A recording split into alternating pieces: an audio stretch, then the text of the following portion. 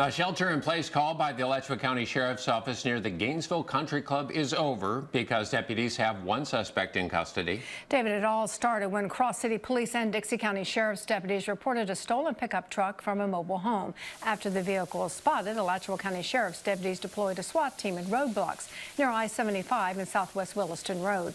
Deputies say the thief and a passenger got out of the truck and ran into the woods near Gainesville Country Club. At the time, it was believed that one person might be armed. There was a witness who said that as one of the male subjects fled from the vehicle, that he had a firearm in his possession, that it looked like a rifle in his possession. So based upon that information, we would rather be safe than sorry. We haven't confirmed that information. All the camera footage that we've seen hasn't shown a weapon, but it doesn't mean that it wasn't discarded somewhere.